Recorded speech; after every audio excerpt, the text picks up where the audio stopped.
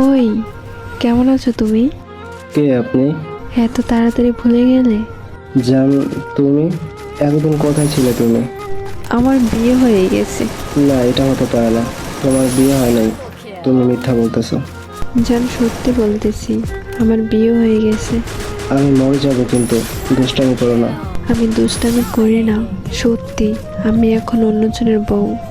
তুমি না আমার ভালোবাসো? বাসি, কিন্তু এখন কিছু করার নেই। আচ্ছা, তুমি এমন কেন? আমি তোমার কথা ফ্যামিলিকে বলেছিলাম। তারা কি বলছে?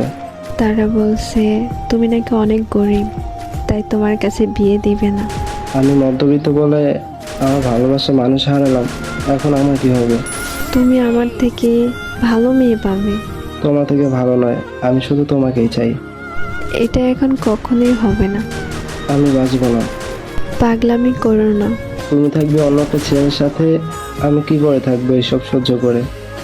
যাকে আমি চিনি না তার সাথে আজ থাকতে হচ্ছে, তাও কিছু করার নাই, কারণ সে এখন আমার স্বামী। আমার সাথে থাকার কথা ছিল তোমার, আর এখন তোমার জায়গাতে অন্য কেউ থাকে।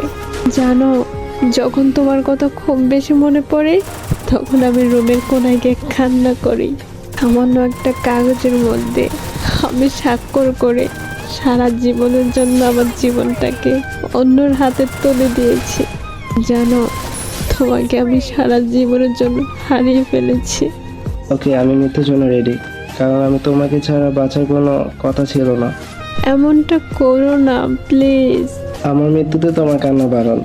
তুমি তো বলতে আমাকে ছাড়া তুমিও বাঁচবা না, কিন্তু এখন ঠিকই অন্যের ঘরে। আমি এই বিয়েতে একদমই রাজি ছিলাম না, কিন্তু আম্মু বলেছে আমি যদি বিয়েতে রাজি না হই তাহলে আম্মু পিস খাবে। ভালো থেকো তুমি। ভালো থেকে বললে ভালো থাকা যায় না। তুই আমাকে ভালো রাখলি কই? আর হয়তো চাইলেও তোমার সাথে কথা বলতে পারবো না। আমি মরে যাব, কিন্তু সরি, আমার আর কিছু করার নাই।